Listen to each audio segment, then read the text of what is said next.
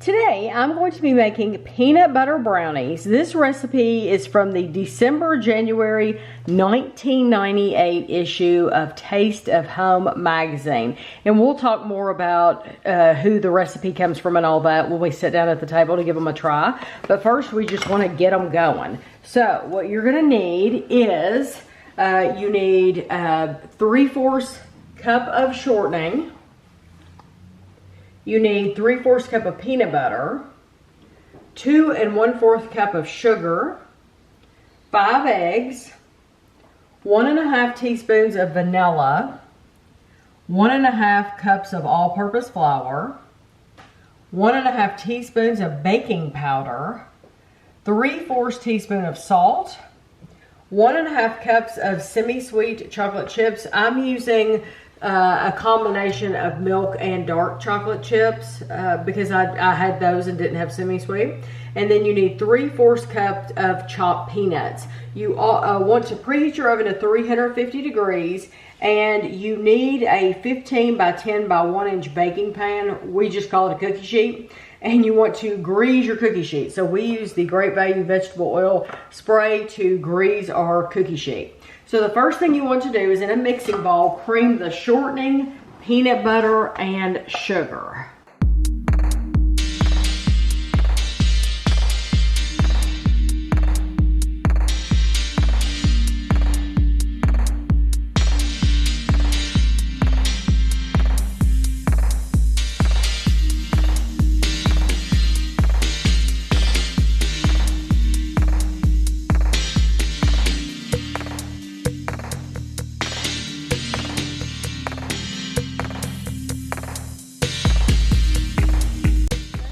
To mix your vanilla and your eggs, and it doesn't say add the eggs one at a time or anything like that. It just says add your eggs. That's a lot of eggs. And then mix it again.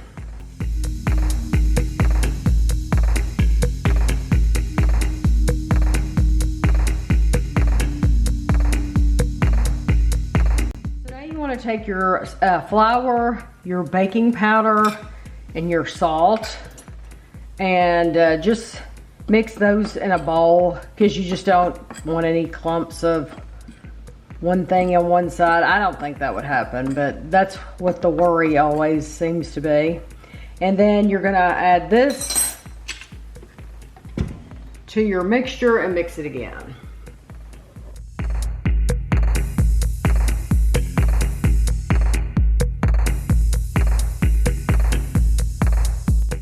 Add in your chips and your nuts, and you can stir these in if you want to, but I just choose to use the mixer because I'm not going to leave them in here very long. You just want to give it a good stir, make sure it's combined in there,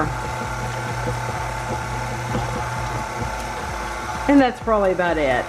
And then when I get my spatula here, I could give it a little swirl with my spatula as well. So now we're gonna take this mixture, and like I said, I'm gonna mix those chocolate chips and nuts, make sure they got into the bottom of that bowl. And then we're gonna spread this out in our prepared pan.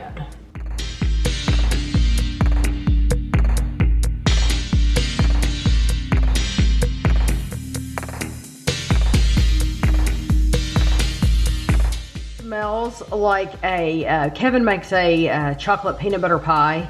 This smells like the inside of that peanut butter pie. Yeah, it does smell like the filling. Yes, it smells very, very similar. It smells like a very strong, sweet peanut butter, which is wonderful.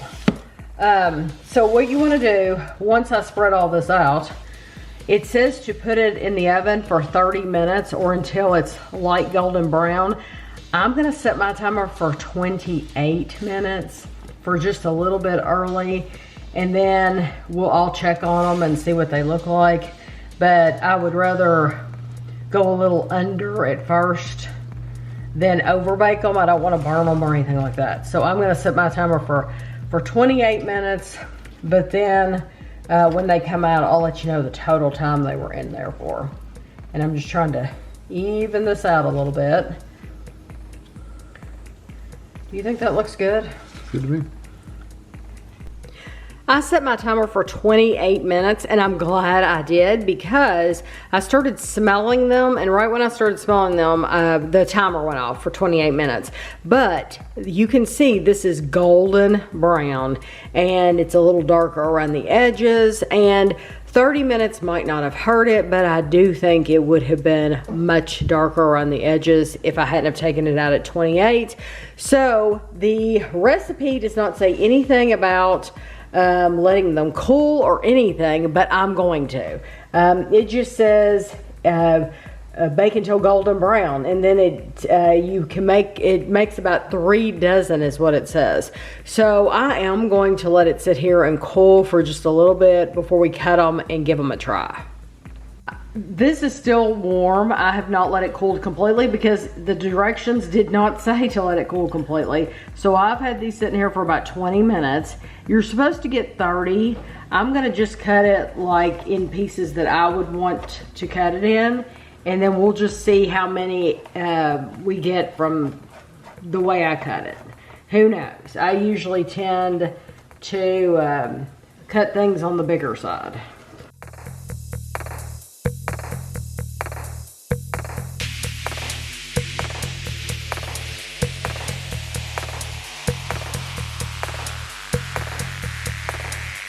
I got 28. I don't know how he got 30, but I got 28 out of mine.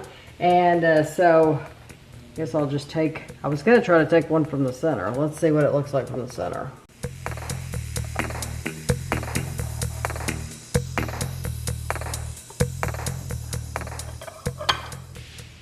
So what's really cool about this recipe, this magazine, like I said, is from 1998. And Taste of Home magazine always has a section. I don't know if they even make these anymore. I have no idea because I have all old ones. But they always have a section in here, men who run the range or men who love to cook or something like that, because it's primarily women in here that are cooking. So they always like to have a section of men who cook, and I like that. I think that's really cool. And so this, they have a picture of Nick Welty, W-E-L-T-Y, because you can spell it several ways, in Smithville, Ohio. I did try to do a quick Facebook search on my phone. I did not find him, but I think it would be so cool to find him because he was 16 years old in this magazine. And I was thinking, oh, it hasn't been that long ago. I mean, 1998, that hasn't been, but what, 10 years ago? No, it's 27 years ago. 27 years ago was 1998. It just doesn't seem, it seems like 10 years ago. Everything's 10 years ago. So this kid, 16-year-old kid, is now 43. He's 43 years old. So anyway, I mean, that's only 10 years younger than me. That's just amazing to me. Anyway, it says that he lived in Smithville, Ohio at the time when he was 16. No telling where he lives now. But he said he loved to cook. He was a high school student at the time. And it said that anytime that his family got together for a potluck or something like that, he liked to make his chewy peanut butter brownies. So, and I love peanut butter, so that's why I wanted to try these. So, here we go. I got 2 pieces, not because I'm a pig, but because I wanted to try an edge piece as well. We'll try the center first, though. Ooh, I got some big, and you know what's funny is I got a dark chocolate chip and a milk chocolate chip. Because I told you I'd use both.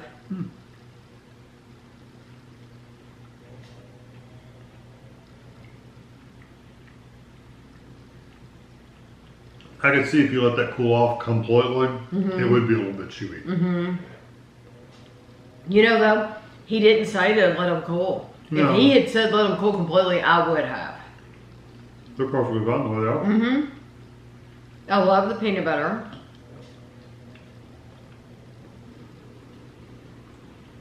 I've made a Texas peanut butter sheet cake on the channel. And you frost it. You make a peanut butter frosting. These immediately, because I made them in the same pan, this reminds me of the look of that peanut butter sheet cake. You could absolutely frost these. Yeah, try the edge.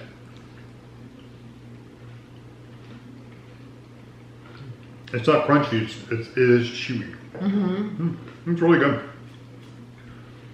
I'm glad I didn't let it bake any longer though. No, did you do it for 28? Yeah, it's the perfect time. Because you can taste the difference in the edge from in the center. More toasty. And it is more toasty, and it would have almost had a burned flavor had I left them in the full 30 minutes. I do think these are very good, and I really do like the amount of peanut butter flavor you get. And it's funny because when we're getting the ingredients out, Kevin always hands me the ingredients, and then I measure everything out. And he had handed me accidentally the white chocolate chips. This would be good with white chocolate chips. Honestly, I've had a couple of those chips. They don't make a huge impact on it, honestly.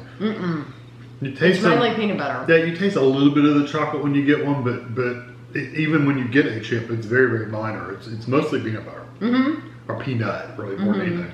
I think it's good. These are not ultra sweet. No, so if you wanted to put like a peanut butter drizzle or something like that on top, you could. And that's what I'm saying. If you wanted to frost them, you could, because or glaze. Or it would like add some sweetness to it. Because as it is, it's a very nice peanut butter brownie, but it's not over the top sweet. Which is hilarious because what does it have? Like ridiculous gosh. amounts of sugar in it. A bowl full of sugar. I mean, it was 2.5 cups or something like that. Yeah, it was a bowl full of sugar. Yeah. It was 2 1/4 cups of sugar. Yeah, so it's got a lot of sugar in it. It's a lot of sugar, but it may be because it's not brown sugar, it's not over the top, but it is a very nice peanut butter brownie, and these were very easy to make. Yeah. I have no complaints at all. So if you have a mixer, it'll make it easier, and just use your mixer for everything, and then pour it in the pan and go. But I like these a lot. So I hope you enjoyed the video, and thanks for watching.